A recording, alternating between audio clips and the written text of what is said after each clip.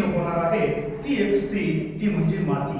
माता आणि माती यामध्ये फरक आहे एका वेलांटीचा, आणि ती वेलांटी म्हणजेच देशभक्तांच्या त्यागातून, देशभक्तांच्या बलिदानातून नव्हे तर देशभक्तांच्या रक्ताच्या थेंबातून मिळालेलं हे स्वातंत्र्य. मित्रांनो, 15 ऑगस्ट 1947 रोजी इंग्रजांच्या सत्तेवर सूर्यास्त झाला व भारतीयांच्या सत्तेवर सूर्योदय झाला म्हणण्यापेक्षा इंग्रजांचा युनियन जॉब उतरून भारतीयांचा तिरंगा ध्वज दिल्लीच्या तख्तावरती फडकला गेला, म्हणजेच माझा भारत देश स्वतंत्र झाला.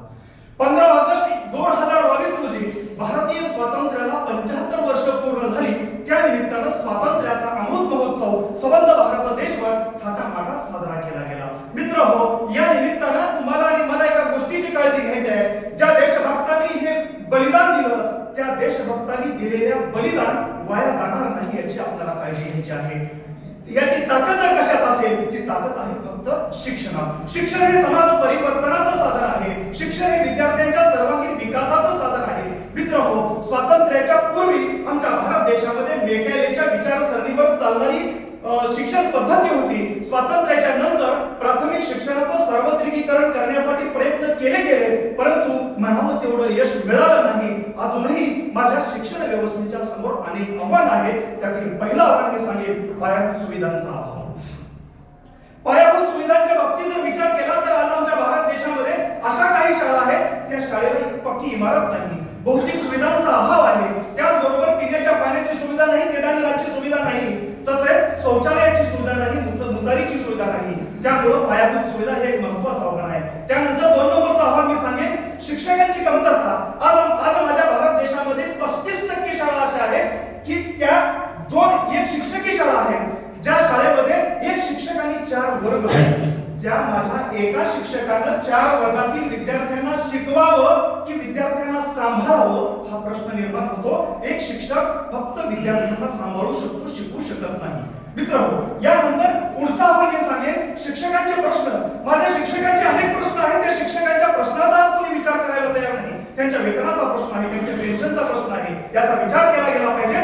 जोपर्यंत माझा शिक्षक आनंदी होणार नाही, तोपर्यंत खऱ्या अर्थानं शाळेमधलं आणि वर्गामधलं शिक्षण आनंददायी होणार नाही, ही काळजी घेतली पाहिजे. यानंतर जो पुढचा आव्हान मी सांगेन, व्यावसायिक शिक्षणाचा अभाव. आज आमच्या भारत देशामध्ये व्यावसायिक शिक्षणाचा अभाव आहे. एखाद्या पाखराचं पिल्लू हे 25व्या दिवशी आकाशामध्ये भरारी मारू शकतं, पण माणसाचं पिल्लू हे 25व्या वर्षी सुद्धा स्वतःच्या पायावरती थांबू शकत नाही. ही एक शोकांतिका आहे. आकाशामध्ये गरुडझेप मारण्यासाठी अंतरंगातून फुटलेले पंख असावे लागतात, पण आम्हाला कुठंतरी पदवी नावाचे पंख बाहेरून चिटकावले गेलेले आहेत. आजच्या युवकाची अवस्था ही एखाद्या गाभोळ्या आंब्यासारखी झालेली आहे. त्या गाभोळ्या आंब्याचा रसही करता येत नाही आणि त्याचं लोणचंही घालता येत नाही. यानंतरचं माझं आव्हान आहे तंत्रस्नेही शिक्षणाचा अभाव. आज आमच्या भारत देशाला तंत्रस्नेही शिक्षणाची गरज आहे. आजचं युग हे संगणकाचं युग आहे. संगणकाच्या शिक्षणाचं ज्ञान विद्यार्थ्यांना मिळणं गरजेचं आहे. यानंतरचं आव्हान मी सांगेन मित्रहो, की कालबाह्य अभ्यासक्रम. आज माझ्या देशामध्ये जो अभ्यासक्रम राबविला जातो तो पारंपरिक पद्धतीने चालणारा अभ्यासक्रम राबविला जातोय. आज आमच्या देशामध्ये नीटची परीक्षा, इंजिनिअरिंगची पात्रतेची परीक्षा आहे, ती संबंध भारत देशामध्ये एक परीक्षा आहे, परंतु प्रत्येक राज्यामध्ये अभ्यासक्रम वेगवेगळा आहे. म्हणून मी म्हणेन, 1 नेशन 1 एज्युकेशन ही संकल्पना अंमलात आणली गेली पाहिजे. जर 1 नेशन 1 एज्युकेशन ही संकल्पना अंमलात गेली तर काय होईल? तुमची माझी लेकरं, गोरगरिबांची लेकरं, शेतकऱ्यांची, शेतमजुरांची लेकरं, आमदार, खासदार, मंत्र्यांची लेकरं एकाच वर्गामध्ये अभ्यासक्रम शिक्षण घेतील, एकच अभ्यासक्रम शिकतील, एकाच प्रकारची पुस्तकं अभ्यासतील. त्यामुळे शिक्षणाचा प्रचार प्रसार होईल, शिक्षणामध्ये म्हणजे बदल होईल. त्यानंतरचं आव्हान मी सांगेन, शैक्षणिक असुविधा. आज आमच्या देशामध्ये पाहतोय सुविधांचा अभाव आहे, पायाभूत सुविधांचा अभाव आहे, भौतिक सुविधांचा अभाव आहे, मूल्य शिक्षणाचा अभाव आहे. महात्मा गांधीजी म्हणतात, ऐसे मिळावे शिक्षण, त्यामुळे नीतिमूल्याचं भाव जतन, कोणालाही लागू नये कोणतेही व्यसन, कोणालाही लागू नये कोणतेही व्यसन. मित्रहो, आज आपण पाहतोय की आज आमच्या भारत देशामध्ये डिग्री मिळते, परंतु दर्जेदार शिक्षणाचा अभाव आहे. आज माझ्या भारत देशामध्ये आज आम्ही एमए होतोय, आज आम्ही एमए झालोय, परंतु ज्ञान भरण्याचे ज्ञानच आमच्यामध्ये निर्माण झालेले नाही. आज आमच्या विद्यार्थ्यांना जीवशास्त्र शिकवलं जातंय, परंतु जीवनशास्त्र शिकवलं जात नाही.